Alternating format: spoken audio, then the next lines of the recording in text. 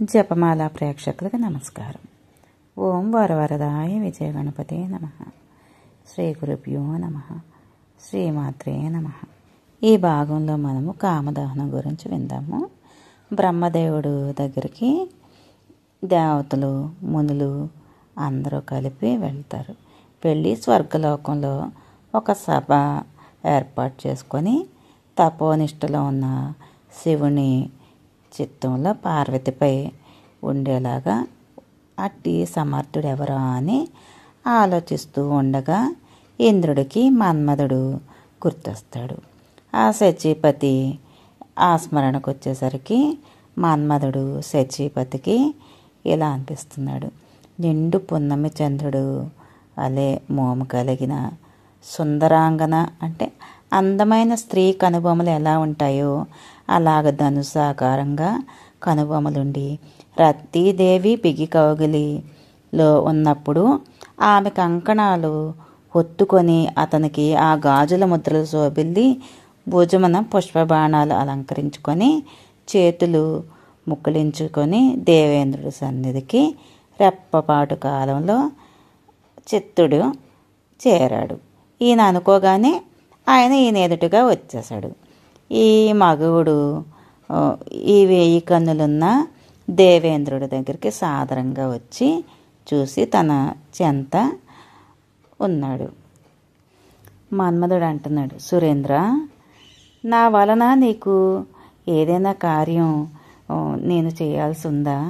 ఇంద్ర పదవి ఆశించి ఎవరైనా తపస్సు చేస్తున్నాడా? వాడిని చిటికలో స్త్రీకి పాదదాసుడిగా చేయనా? లేక నీకు సరిపడని వాడు ఎవరైనా మోక్షాన్ని అపేక్షిస్తున్నాడా? వానిని సంసార కోపంలో పడదోసి ఆలుబిడ్డలతో అల్లాడేలాగా చేయమంటావా? లేదా నీ పగవాడు ఎవరైనా ఉన్నాడా? శుక్రాచార్యుడిని ప్రీతమ శిష్యుడైన కూడా కామాతురుణ్ణి కావించి సిగ్గు చిన్నతనం విడిచిపెట్టి విచ్చలవిడిగా సంచరించేటట్లు చేయమంటావా? నీవు ప్రేమించిన లతాంగి అయిన నీ పతివ్రత పంతం పట్టి నువ్వు చెప్పినట్టు వినట్లేదా? లేదా నీవు నీ పూబోని తనకు తానే నీ చెంత చేరట్లేదా? ఒకవేళ నీవు ఎవరైనా వేరే వారితో ఉన్నావని చెప్పి కోపం వచ్చిందా శచీదేవికి? ఆవిడ ప్రణయకోపం పటాపంచలు చేస్తాను. ప్రభు, నేనుండగా నీకేలా విచారము? కార్యము ఎంత దుర్ఘటమైనా సరే అమరవేశల్ని పంపించి సునాయాసంగా సాధిస్తాను. ఒక్క మాటగా తెలపవలసింది, వసంతుని సహాయంన శివుని సహితము స్త్రీ వ్యాపారం తగులుకొని వదిలించేదను. దేని గురించి నీవు ఆలోచించాల్సిన పని లేదు. ఈ పంచబాణుడు తెలుసుకున్న కుతూహలంగా ఉన్నది, చెప్పండి అని చెప్పి మన్మధుడు అడుగుతున్నాడు దేవేంద్రుడిని. మన్మధుడు బ్రహ్మదేవుడి సహోదరుడు అని అంటారండి. ఎందుకంటే బ్రహ్మదేవుడు విష్ణు నాభి నుంచి పుట్టాడు. అలాగే మన్మధుడు కూడా విష్ణువు యొక్క పుత్రుడు కాబట్టి బ్రహ్మదేవుడికి మన్మధుడు సహోదరుడు అని అంటారు. ఇంకా వాసవుడు అందులకు అంటున్నాడు, మిత్రమా, పినాకిపాణి అయిన పూలబాణాలకు గురి చేయదు అని నీవు ఆ మహాదైన్యం నువ్వు ఆ మాట మాట్లాడేసరికి నాకెంతో ధైర్యంగా ఉంది. మా కష్టాలని కడతీర్చాలి అని భావిస్తున్నావు నువ్వు. తారకాసురుడిని బాధలకు మేము తాళజాలేకపోతున్నాము. శివుని వీర్యం నుంచి పుట్టిన మహావీరుని నాయకత్వాన అప్పుడు కానీ మాకు సుఖము శాంతి లభించదు. ఈశ్వరుడు ఇప్పుడు తపోదీక్షలో ఉన్నాడు. ఆ నగరాజు కుమారి మంచుకొండపై తపస్సు చేస్తున్న శివుడికి సపర్యలు చేస్తూ ఉంది. భూమి అందు పడిన విత్తనాలు మొలకెత్తి అవి పెనువృక్షాలు అవుతున్నాయి. నీ అవసరము అట్లే శివపార్వతులు మేలు కలయిక నీవు మాకు తోడ్పడవలేను. నీవి విషయమును కృతకృత్యుడవే అయితే కనుక నీ కీర్తి చంద్రికలు ముల్లోకాలందు దట్టంగా అనుకుంటాయి. గాలికి అగ్నివలే వసంతుడు నీకు తోడ్పడగలడు అని పురుగొలిపాడు. దేవునికి అర్పించిన పూలదండను భక్తుడు కళ్ళుకి అద్దుకొని శిరస్సును దాల్చినట్లు ఇంద్రుని ఆజ్ఞ చెరకు వెలుగాడు ఆయన కామ దహనుడు అయిన విలుకాడు శిరసావహించాడు ఆ మన్మధుడు. ఇంద్రుడు మన్మధుని సహాయ సంపదకు మెచ్చుకొని భుజంపై తట్టి మన్మధుడు రతీదేవిని వసంతుని వెంట పెట్టుకొని శివుడి ఆశ్రమానికి వెళ్తారు. మన్మధుడి ఉద్యమానికి దోహదం అందించడానికి వసంతుడు విజృంభించి చల్లని పిల్లగాడుపులు వీచి ఆరంభిస్తాడు. అశోక వృక్షాలు చిగురించి పుష్పించాయి. కొండగోగి పువ్వులు విరగబూసి చాలా అందంగా విరబూసి ఉన్నాయి, ఎంతో మనోహరంగా. సురత క్రీడలు తేలియాడుచు వసంతుడు వనదేవత స్తనాలపై మీటిన నక్షత్రాల వేలే ఇంపుగా కెంపు వర్ణం అంటే ఎర్రటి కెంపులాగా అందంగా రూపుదాల్చి మోదుగ పువ్వులు బాలచంద్రుని పగిడి ప్రకాశంలాగా అంటే సూర్యోదయంలో సూర్యుడిలాగా ప్రకాశిస్తూ ఎంతో కెంపు రంగులో ఉంటాడు, ఎర్రగా అలాగా కనిపిస్తూ ఉన్నాయి. మామిడి చిగురు ఎంతో అందంగా చిగుర్చి ఉన్నాయి. ప్రకంపంతో పువ్వుల గుత్తులు పుప్పొడులు రాలి లేడి కన్నులలో పడుతున్నాయి. మామిడి మొగ్గలు చక్కగా అందంగా తిని గండు కోయలు చక్కగా కూస్తూ ప్రాణయ కోప బెంకము ఉన్న మానవతులు కోపము దిగమింగుకొని వయ్యారి నడకలచే చిరునవ్వులు ఒలికిస్తూ తమ భర్తల ఒడిలో చేరిరి అన్నట్టుగా చిలకలు ప్రేమ మంత్రాలు పఠించినట్లుగా నెమ్మళ్ళు పురివిప్పి లాస్యంగా నాట్యం చేస్తున్నాయి. గోరు వంకలు ప్రియురాళ్లతో తమ చెంత చేరమని పిలుస్తూ ఉన్నాయి.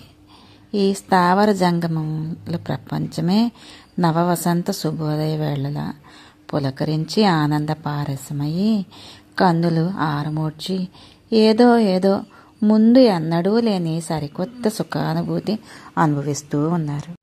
తీగలు పూలగుత్తెలను పాలిండ్లచే వృక్షాలను గట్టిగా పెనవేసిన కొని అదర సుధాను గ్రోలి ఆనందించుచు చిగుళ్ళనడి పెదవులను అందించినవి.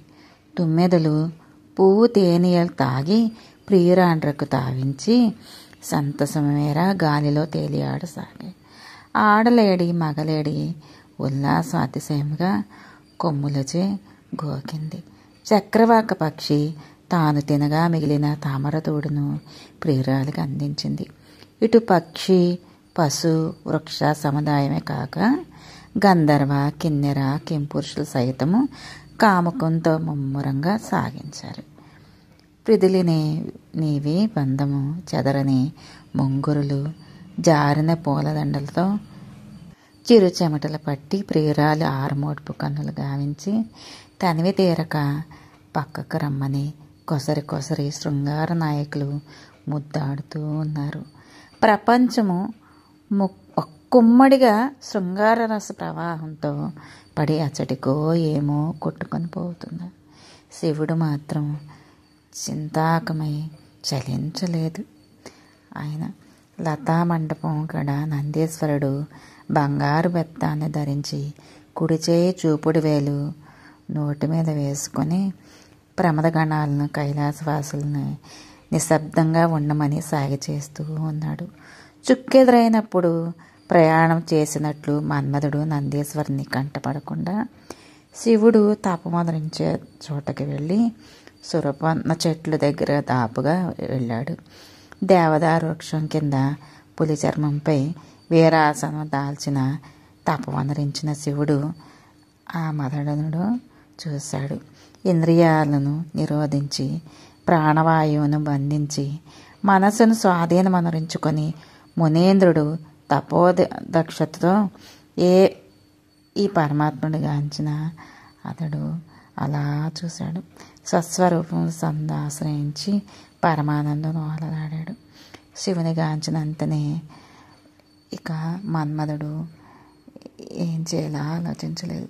మదనుడు గమనించలేదు. పొలగుత్తులు బరువుచే అల్లనల్లన కదిలాడుచున్న తీగ వలె స్తనభార మందయాన మందరించి చెంగావి చీర కట్టుకున్న పార్వతీదేవి శివుడు సమీపించుటకు మన్మధుడు చూశాడు. రతీదేవి సౌందర్యము పార్వతీదేవి కాలిగోటికి దీటు కాదని వెలిగాడు అనుకున్నాడు. అంటే మన్మధుడు. అంతలో శివుడు యోగనిష్ట నుంచి మేల్కాంచాడు. నందీశ్వరుడు శివునికి నమస్కరించి పార్వతీదేవికి నివేదించాడు. పార్వతీదేవి రాక నివేదించాడు. ఈశ్వరాజ్ఞ అయింది. పార్వతీదేవి లోన ప్రవేశించింది. శివుని పాదాలకు స్వయంగా తనే వచ్చి సుగంధాలు కుసుమాలు ఇవన్నీ కూడా వేసి హిమగిరి తనయ శివునికి నమస్కరించి తన భద్రుగా కావాలి అని చెప్పి ఆవిడ సవతి పౌర లేకుండా ఉండాలి అని చెప్పి శివుడు ఆశీర్వదించాడు. పుష్పధనుడు అంటే మన్మధుడు పంచబాణాల వెంటిని సంధించి వదలడానికి అది సమయం కాదని అనుకున్నాడు. ఆకాశగంగా అందున్న తామర పూల గింజల్ని సేకరించి సూర్యకిరణాల వేడిమిచ్చి ఎండబెట్టి జపమాలగా కూర్చి ఉమాదేవి శివునికి అర్పించింది. శివుడు ఆ తావళాన్ని చాచి అందుకున్నాడు. అవ్యాహతమైన సమ్మోహనాస్త్రము శివునిపై గురిపెట్టి వదలడానికి మన్మధుడు సంసిద్ధంగా ఉన్నాడు. 3 కన్నులతో ముచ్చట తీరి సాభిలాషగా శివుడు పార్వతి ఆపాదమస్తకంగా చూశాడు. తనివి తీరలేదు. మరి ఒక పరి ముసిముసి నవ్వులు చూశాడు. శివుని మనోభావము పార్వతి గమనించింది. ఆమె శరీర మాధ్యాన్ని పులకించింది. మధుర భావాలు మదిలో చెలరేగినవి. సిగ్గుపడింది ఆమె. ఆరమూడ్చు కన్నులతో ముఖారవిందం ఆవలి వైపున త్రిప్పుకుంది. శివుడు చివాలన లేచి గిరిజా చెంతకు చేరాడు. అంతలో నేనేమి ధర్మ సంరక్షుడనే 14 లోకాలను శాసించుటకు మారు ఏకాంతంగా నున్న జవరాలు చేపట్టేలాగా మొదరించి సంకల్పించడం ఏంటి? ఇట్టి చిలిపి చేష్టలు నా ఎందు పొడసూపటేంటి? నేను ఇంతకు దిగజారిపోయానేంటి అని చెప్పి అనుకుంటూ ఉన్నాడు శివుడు. ఇక విల్లులు చేత్తో పట్టుకొని గురిపెట్టి వదలబోతున్న మన్మధుణ్ణి శివుడు చూశాడు. కోపంతో కన్నులు ఎర్రబారనివి, కనుబొమ్మలు ముడిపడినవి. 3వ కన్ను నిప్పులు గ్రక్కి మన్మధుడిపై పడి దేవతలెల్లరూ ప్రభు, దేవదేవ, కైలాసనాథ, దయామయ, ప్రణతార్తిహర, హర హర మహాదేవ, శంభో, శాంతింపుమని ఏకగ్రీవంగా అన్నారు. శివుని కంటి మంటాలు మన్మధుని భస్మం చేశాయి. రతీదేవి ఈ ఘోరమంతా చూసి ఏం చేయాలో అర్థం కాక గుండెలు బాదుకొని నేల మీద పడిపోయింది. ఆవిడ కన్నీరు కాలువలే కన్నీరు మున్నీరు అయ్యి రతీదేవి విలాపానికి సానుభూతిగా పశుపక్షి వృక్షాలు కన్నీరు ఒలుకుని పాపం ఎంత బాధపడుతుందండి ఆ తల్లి. ఇంద్రుడు రతీదేవిని ఓదార్చి ఆ భస్మాన్ని పోగు చేసి భద్రపరచమని చెప్తాడు. దేవతలందరూ కూడా శివుని దరిచేరి ప్రభు, మన్మధుడు నిరాపరాధి, మీపై పిల్లెక్కి పెట్టే అంతటి వాడు కాదు. మేమే తారకాసురుని బాధలు తట్టుకోలేక భరించజాలక మాకిక గత్యంతరం లేక అతన్ని ఇందులకు ఒప్పించాం. పాపం రతీదేవిని చూడ మా హృదయము చాలా బాధగా ఉంది. మమ్మల్ని కరుణించి మన్మధుడిని బ్రతికించు అని శివుడి పాదాలను పట్టుకొని వేడుకున్నారు. శివుడు దేవతలను చూసి రతీదేవిని ఉద్దేశించి బ్రహ్మదేవుని శాప ఫలితంగా నేడు మన్మధుడు భస్మీభూతుడైనాడు. నీ పతిని మరలా బ్రతికించుటకు ఇది సమయం కాదు. నీకు మాత్రం నీ భర్త నిజరూపం గాంచి కానీ ప్రపంచానికి మాత్రం అతడు కనిపించడు. ద్వాపరయుగాన శ్రీ మహావిష్ణువు కృష్ణావతారం దాల్చినప్పుడు రుక్మిణీదేవి గర్భవాసంన ఇతడు మగబిడ్డగా పుడతాడు. ప్రద్యుమ్నుడు నామంతో వహించి శంబరాసురుణ్ణి వధించి నిన్నేలుకొని తల్లి నిజ రూపం వహించగలడని వరమిస్తాడు. తపోవిఘ్న కారుణ్యులైన స్త్రీలున్న తావును ఉండకూడదు. శివుడు అదృశ్యుడే రజతాచలానికి చేరుకున్నాడు. ఇది ద్వితీయ సహస్రం సంపూర్ణం. ఓం నమ శివాయ. థ్యాంక్ యూ ఫర్ వాచింగ్ అండి. మీకు ఏమైనా సరే ఈ భాగంలో నేను చెప్పినవన్నీ కూడా మీరు చూస్తున్నందుకు, నన్ను ఆదరిస్తున్నందుకు చాలా సంతోషం. మీకు ఏమైనా ఇబ్బందులు కానీ, జాతకంలో దోషాలు కానీ, ప్రాబ్లమ్స్ కానీ, కష్టాలు కానీ ఉంటే కనుక నాకు మెసేజ్ పెట్టండి. మెసేజ్ పెడితే దానికి తగినట్టుగా నేను జవాబులు చెప్తాను. ఓం నమ శివాయ.